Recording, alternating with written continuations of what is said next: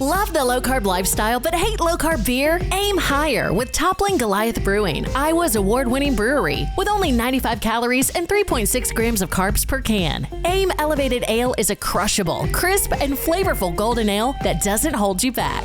For flavor, for adventure, for greatness. Aim Elevated Ale. Find Toppling Goliath by visiting tgbrews.com. That's tgbrews.com. Toppling Goliath Brewing. Big beers brewed in small batches. Hey, it's Chris Hockey, and home and garden show season is here, and that means spring is just around the corner. If you're thinking about home improvement projects this year, call now to take advantage of Builders and Remodelers' incredible home show specials on any roofing, siding, door, or window project. Like buy one window, get your second window half off, plus home show special savings of an additional $50 off per window. And not just any window, that's on Element's triple pane windows, the highest rated window in the industry. Best products, great prices, professionally installed by Builders and Remodelers for over 70 years. Go to buildersandremodelers.com. Nobody does it better.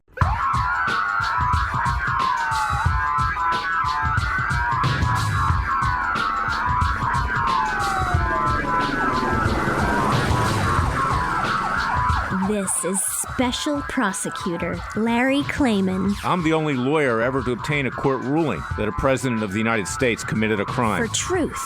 For competition. As a young lawyer, I helped break up AT&T. That's why you have all your cell phones today. For sovereignty. For the Republic. I'm the guy who, at Judicial Watch, which I founded, uncovered the Chinagate scandal. Millions of dollars going to the Clinton campaign, corrupting our political system. For the privacy of citizens. And I'm the only guy to have enjoined the National Security Agency from mass surveillance on hundreds of millions of Americans. Tearing it up. I'm the son of meatpackers in Philadelphia, Pennsylvania. I know how to slice and dice. Bringing it back. We're going to take this country apart and put it back together again in the way envisioned by our founding fathers. It's not just talk. We're not just regurgitating news stories. Larry Klayman, special prosecutor, is making the news. And now, here's Larry. Welcome to this week's edition of Special Prosecutor with Larry Klayman. We've made a lot of news this week. As the lead-in says, we just don't report the news. We make the news.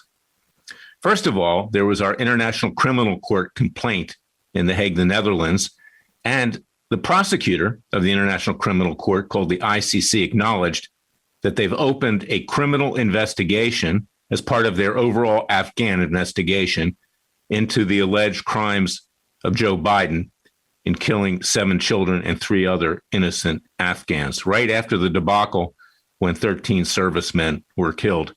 Obviously, Biden did this for public relations. He wanted to look tough. They shot at people they didn't even know who they were shooting at. Clearly, it was negligent homicide. If Derek Chauvin, the cop that killed George Floyd, could get 22 years, Biden should get life. And let me tell you, the International Criminal Court does not mess around. We're not a signatory of the United States, but we're still within its jurisdiction because crimes against humanity can be tried anywhere under international laws. You might know I was an international lawyer long before I became a crime fighter at Judicial Watch and now Freedom Watch. So look out, Joe Biden. If you travel to Europe or any country within the scope, the jurisdiction of the International Criminal Court, in theory, you could even be arrested. George H.W. Bush was indicted.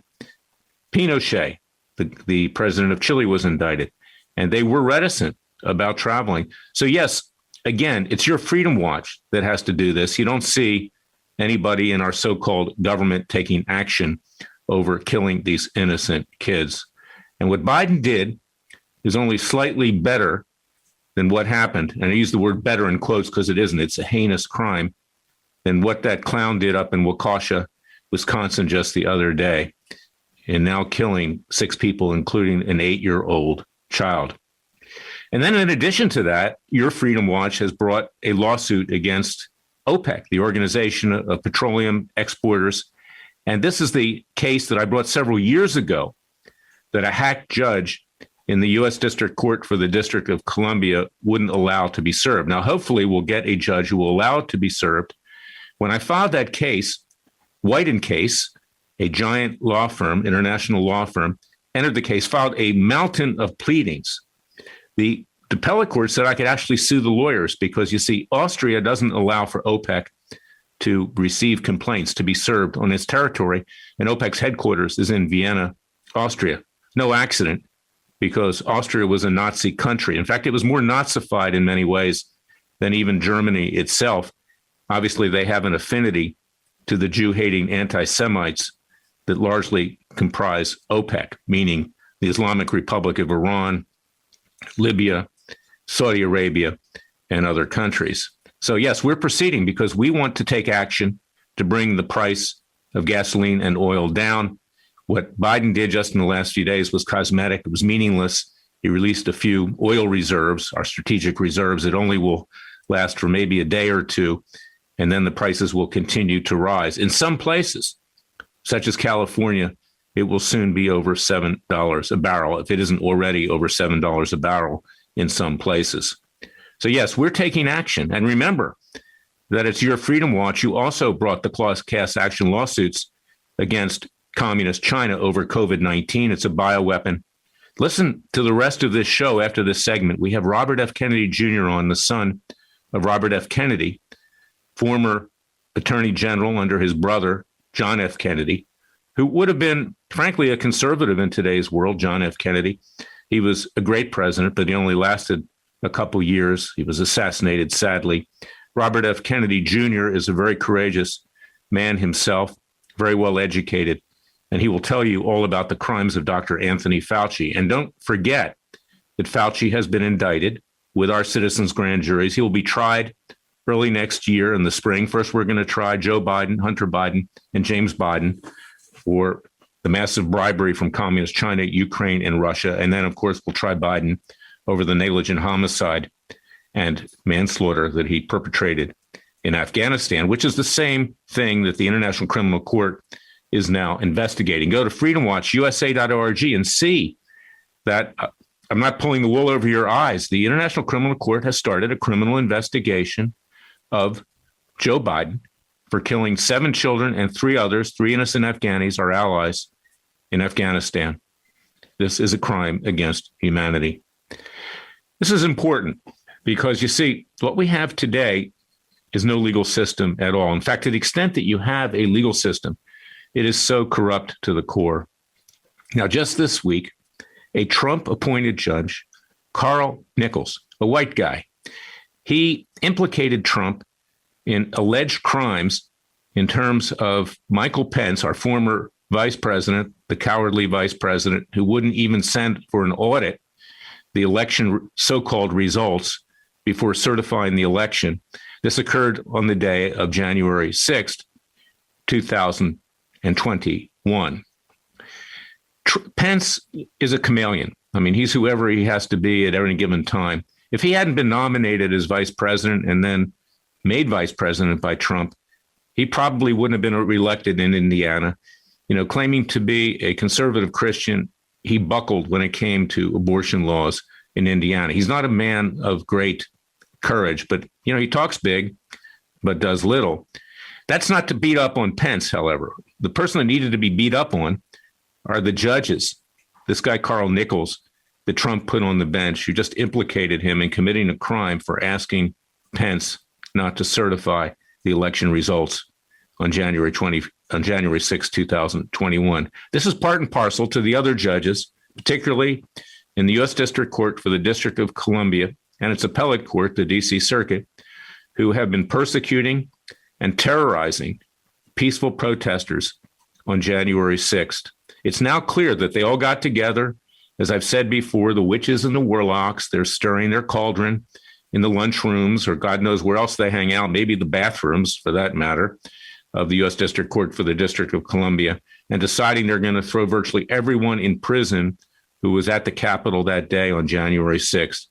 And that's coupled with despicable, unethical, and dishonest lawyers who are throwing their clients under the bus, telling them to make forced confessions as if this was like Iran or North Korea, that I did wrong, I'll never do it again, blah, blah, blah, blah, blah. These people, the peaceful ones, didn't do any wrong. That's our capital. That's our capital. And most of them have been charged with simple trespass. Well, how do you trespass on your own capital, particularly when Capitol Police are actually leading you into the building in large part? And we saw that with the so-called QAnon shaman, you know, who dressed up in a flamboyant fashion, obviously. He didn't hurt anyone. He was peaceful. And a judge who I once had respect for, Royce Lamberth, gave him 41 years in prison. Now, the shaman comes in front of Lambert and thanks him profusely for letting him eat organic food. I mean, this is theater of the absurd while he was awaiting sentencing. And he kisses the behind of Lambert. And Lambert returns the favor by giving him 41 months, about 3.5 years. Now, the shaman, let's pray for him because he'll probably be attacked, could even be killed in prison, given, some of the reactions of some of the people that he's going to encounter. But there are others that have been thrown in prison lately, too. And this is the tragedy of our legal system. It's why we brought lawsuits to try to redress this. We have clients, we're trying to redress it. But as Jefferson said, federal judges, unelected, unaccountable to the people, would become despots and tyrants, causing us to shed the blood of patriots and tyrants yet again every 20 years. Jefferson did not want to see violence, neither do I. That's why we do what we do with our citizens' grand juries, with our Third Continental Congresses. We intend to have the delegates vote for independence. We will form a new government. We will take the capital out of Washington, D.C., take it back to Philadelphia where it all began, or some other place as decided upon by the people. We will nominate new leaders. We will make fine tunes to the Constitution, such as taking immunity away from federal judges so they can no longer do harm with impunity.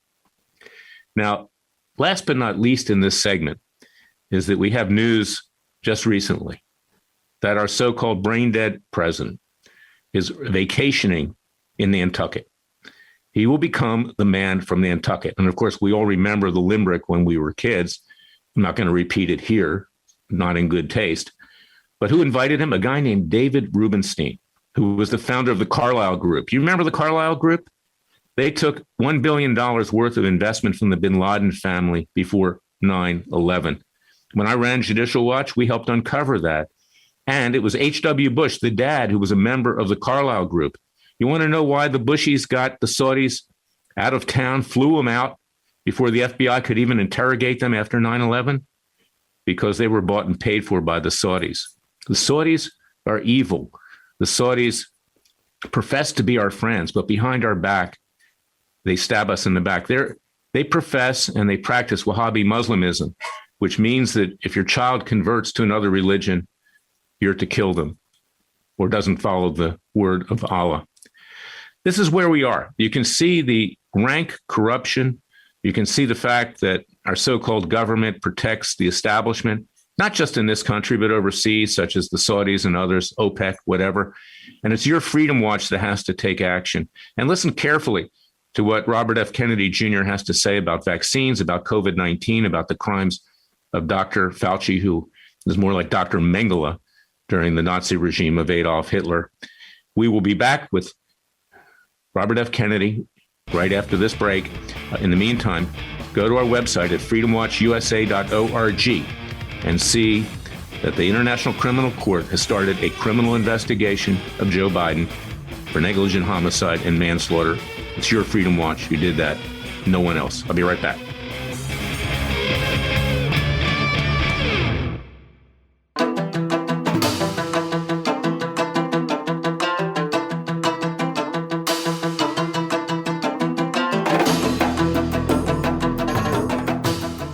Fearless. He's claiming he's crazy, he's racist, he's out to kill the Democrats. Dangerous. You don't care, he uses the court and the law. Lethal. This is bad. Special prosecutor Very bad. Larry Klayman. If you'd like to support Freedom Watch and this radio show, go to freedomwatchusa.org. I'm back with Robert F. Kennedy Jr., someone who is slightly younger than I am, who's lived through a lot, obviously. Everybody knows the story. It's a good story. It's a sad story. The nephew of John F. Kennedy, the son of Robert F. Kennedy, two great Americans.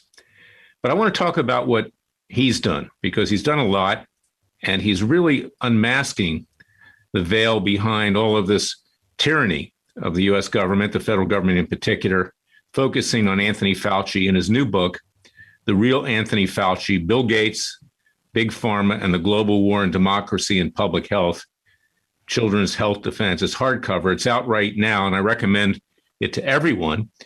He also wrote a foreword for a book written by my client, Dr. Judy Mikovits, who's been at the forefront of efforts to alert people as to the dangers of some vaccines. and also with regard to Fauci. She worked with Fauci. She knows what it's all about. So I want to welcome you to Special Prosecutor with Larry Klayman. Robert, do you call yourself Bobby or Robert? What do you prefer? Robert. Okay. And RFK Jr. Tell us about your book and what you wanted to accomplish, what you want to alert the world to with regard to Dr. Fauci and the risks of these vaccines. Well, Dr. Fauci is a very polarizing figure. Most people in my political party, the Democratic Party, feel that he's a reliable, steady hand and a contrast during the early pandemic to the narcissistic bombast of Donald Trump, and that he was kind of this avuncular, reliable, safe haven for people who wanted real science and good medical advice. And he led us, our nation. He really took the helm and steered the coronavirus response. And the outcome of that is not only has been the obliteration of our constitutional rights, virtually the entire Bill of Rights has come under a withering assault, beginning with free speech, religious freedoms, jury trials, warrantless search and seizure of property rights, a closure of 1 million businesses in a year with no due process, no just compensation, the obliteration of jury trials for people who are injured by countermeasures or vaccine companies, the closing of all the churches, again, without public hearing, without environmental impact statements, and the destruction of the right to assembly, with all of these attacks on, keeping people locked in their homes, social distancing, et cetera, all of the countermeasures, which coincidentally destroyed our Bill of Rights, and at the same time,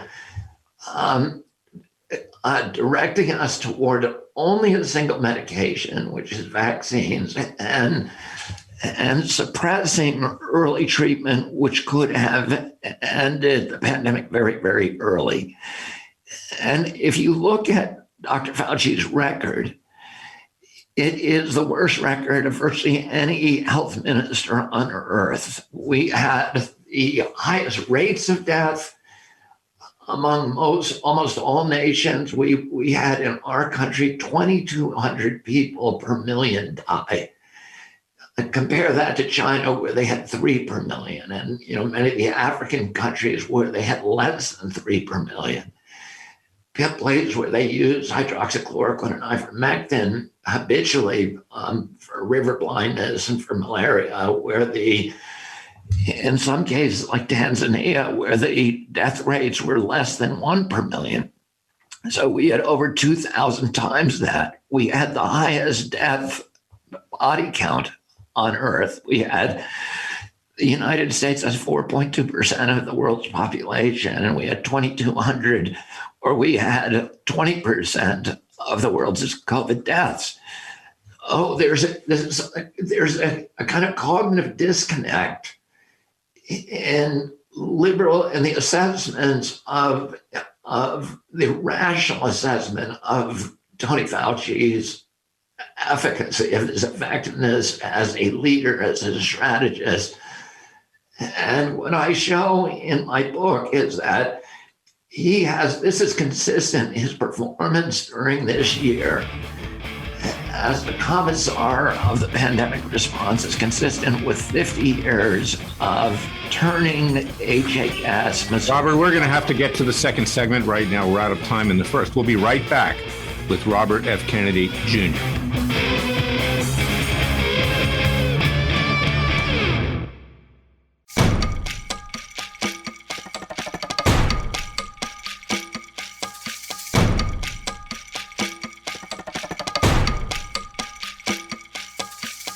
And now, 4 words that make corrupt politicians make wee-wee in their little pants. Transparency and the rule of law will be the touchstones of this presidency. But we have to pass the bill so that you can find out what is in it. Special Prosecutor Larry Klayman. Be the one who makes our country great again. Go to freedomwatchusa.org and donate. We're back with Robert F. Kennedy Jr. Continue with what you're telling us. It's very, very important that the people understand exactly what went on with Fauci and the National Institute of Health and both Trump and Biden concerning COVID-19. Well, I trace what happened, his 50-year rule, and I think I show pretty clearly is that if you look at what he has done for 50 years, his failure during the COVID pandemic is not a surprise. And his obsession with vaccines, even as early as the AIDS crisis, which was his first big crisis, but also it was his catapult. It was the crisis that launched his career and ensured his career. But his response to that crisis was he didn't. NIAID at that time was a backwater. It had no capacity to develop drugs. And he won control of the AIDS crisis from the National Cancer Institute, where initially landed, because the initial signals of AIDS was Kaposi sarcoma, which was a cancer. And he was able to make the argument that this is a viral disease, therefore I should have jurisdiction. And he immediately inherited a $2 billion annual budget that he had no idea how to spend. He didn't know how to make a drug that could respond to HIV. And it made him entirely reliant on a pharmaceutical company, Burroughs Wellcome, which is now called GlaxoSmithKline. And as a part of his partnership with them, they owned AZT. They had gotten it from the federal government, which developed it from his agency. It was a highly toxic drug. It didn't work, and it killed people. It killed more people in the end. During the years when it was given in large doses, it clearly killed many more people than AIDS. And what he did is he falsified the science. He shortened the studies, abbreviated them so they were only 6 weeks, because AZT was killing the subjects that studied so fast.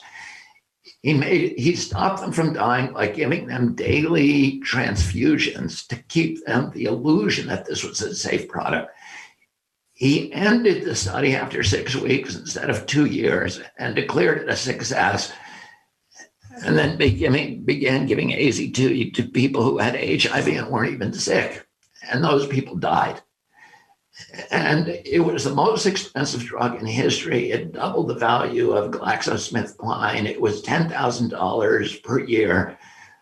And at the same time, he actively suppressed the drugs that local doctors, that AIDS doctors, these wonderful, wonderful AIDS doctors in Manhattan and New York and San Francisco were discovering things that really worked against AIDS.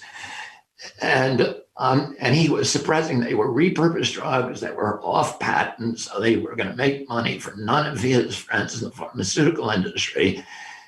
And he suppressed them. And if you ever see that film, Dallas Buyers Club, it was originally written about Tony Fauci, and it was about him, although it ended up not mentioning him in the final version, which won the Academy Award.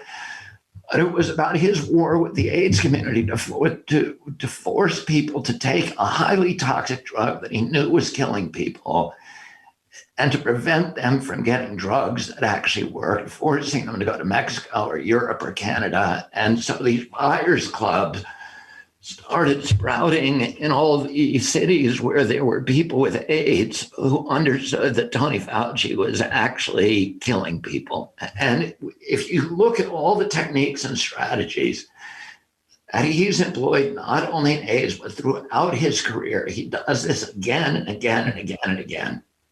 And, that's one of the things that I show. I think probably the most important part of the book is the last chapter, which is called Germ Games, which is a chronicle of the involvement of the intelligence agencies with NIH in formulating the response, this very totalitarian response to the current pandemic that has essentially acted as the controlled demolition of constitutional democracy across the planet in all of the liberal democracies in the world, and how that happened and how it was orchestrated and how it was planned. Well, is it logical to say, Robert, that Fauci obviously has profited from all of this handsomely? Have you been able to look into that? Where profits went?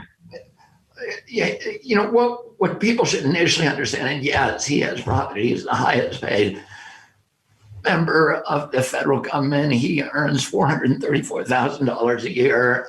The president of the United States, who's the next highest, only gets $400,000. And he also he legally can collect royalties on all of the products that he is involved in producing, which are many. Between 2009 and 2014, FDA approved 240 new drugs, all of which came out of his labs. And he's allowed to give march-in rights to the patents to his favorite deputies to reward them for their loyalty. For example, with the COVID vaccine, his agency owns half of that vaccine patent and stands to make billions of dollars, which he will be in charge of administering, but also he has selected 4 of his favorite underlings to receive march-in rights, which guarantee them $150,000 a year for life, as long as that product is making money. So, and he has at least one patent to an interferon drug in which he collects money. He claims to give it to charity, but he has never answered the question what charity is getting it. His own charity, most likely. It's, you have a very distinguished background. I mean, you're a Kennedy, obviously, that, puts you on the radar of a lot of people, but you graduated with a BA from Harvard University. You went to the London School of Economics. I almost went. I decided to work in the Senate that year in 1973 when I graduated from Duke. You have a JD from the University of Virginia. Pace University is an LLM, and you teach there. So, I mean, you are an expert. And notwithstanding the fact that you're a Kennedy. And people have to be able to listen, and you can perform a very valuable function. I want to ask you, we have 2 class action lawsuits against the communist Chinese over COVID-19. One was filed in Dallas, Texas, the other in Jerusalem, Israel. The Chinese are evading service of process as we speak. We'll get them. We're going through the State Department to make service. It takes time. But do you have any opinion, reasoned opinion, based on your expertise as to whether or not Fauci was involved, as my client Judy Mikovits believes he was as well, and as we have 2 experts that will say the same thing, with the gain of function research in Wuhan that he gave, or at least authorized, at least $3.7 million for research there. And we also have experts, Robert, who believe, based upon the facts, that the Chinese took this virus and turned it into a bioweapon. If you give me your thoughts on that. It's a long story, but Tony Fauci, after 2000, the Pentagon wanted to get back into bioweapons development, which was forbidden by the 1972 treaty. And there was a loophole in that treaty that allowed them to develop bioweapons as long as they were dual use. In other words, as long as they could make the argument that we're also working on vaccines, on defenses to bioweapons. But they were reluctant after the anthrax attacks to begin doing it themselves because they thought nobody would believe that we're actually making vaccines. So instead they began funneling this huge amount of money to Tony Fauci, $1.6 billion a year. In order to keep that money, he had to do bioweapons research. And they also gave him a huge raise, 68% over his base salary. And in order to hold on to that raise, he must continue to do bioweapons research every year. That's why when a bunch of the bugs escaped in 2014, 300 scientists sent a petition to Obama asking him to shut down Tony Fauci's dangerous bioweapons research before it caused a global pandemic. And Fauci, during the 4-year moratorium, moved most of his bioweapons research to the Wuhan lab. he wasn't the only one doing that. By that time, the Pentagon had found other ways to fund the bioweapons research through DARPA and BARDA. So it was funneling about $69 million to the Wuhan lab.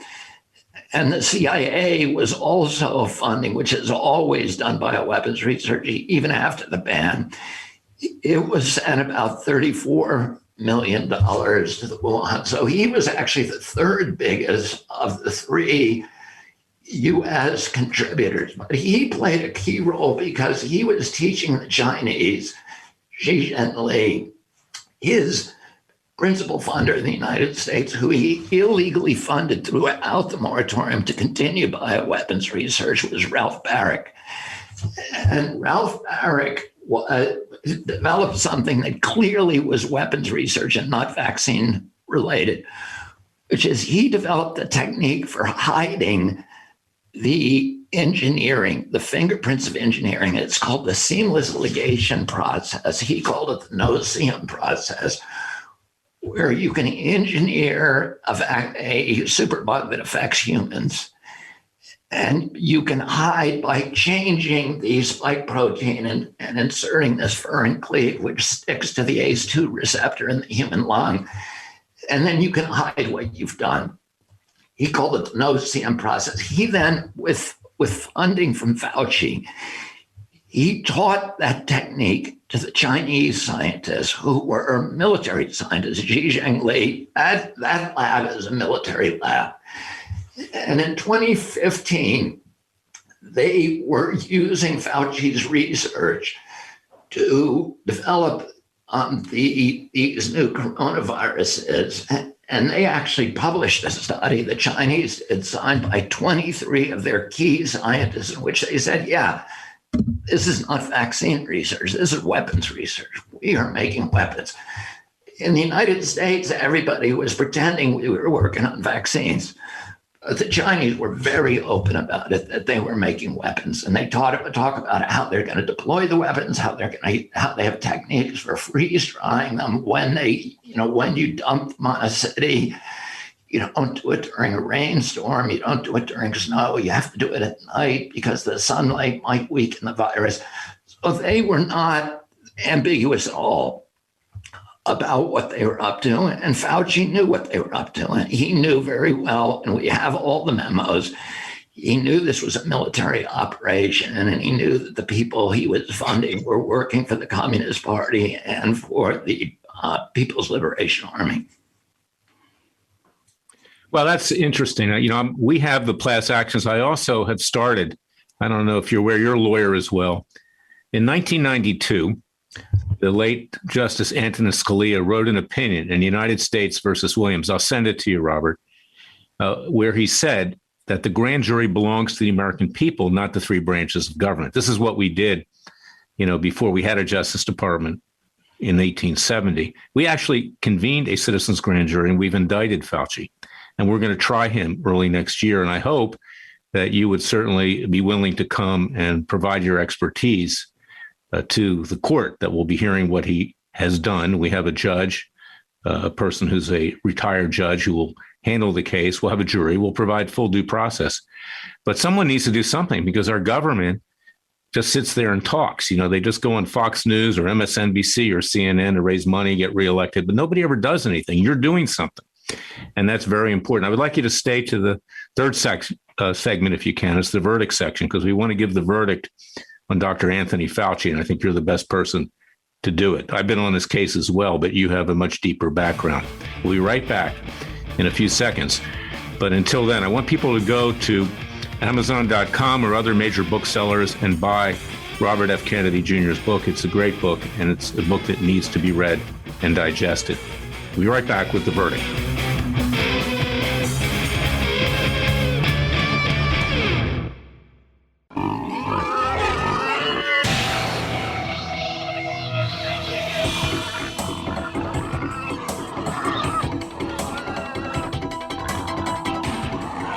Before he was a trial lawyer, He sliced 'em and diced 'em. People used to ask me, Larry, what caused you to start Judicial Watch and now Freedom Watch, given the powerful forces in this country that put you at risk? In a meat packing plant. I'm the son of meat packers in Philadelphia, Pennsylvania. I know how to slice and dice. A very special prosecutor, Larry Klayman. If you'd like to support Freedom Watch and this radio show, go to freedomwatchusa.org. We're back with the verdict, fellow patriots, ladies and gentlemen, people of faith, people who believe in independence, people who believe in the vision of our founding fathers, who believe in freedom and liberty. And Robert F. Kennedy Jr. is certainly at the forefront of helping ensure that those ideals of our founding fathers are not quashed. So give us your final thoughts about Dr. Anthony Fauci. And if you can, give us your thoughts about how President Biden is handling the whole situation right now. I think it would be really interesting coming from your perspective. My thoughts about Fauci are, I have a lot of thoughts about. I think the most important thing for Americans to understand now is that we need a real response to coronavirus. That's the first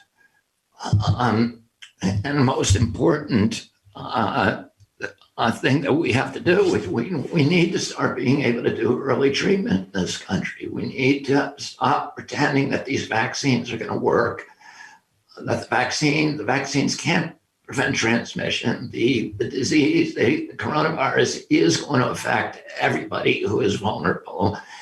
And we need to figure out how to save lives, to reduce hospitalizations, to treat people. This is a very, very manageable disease.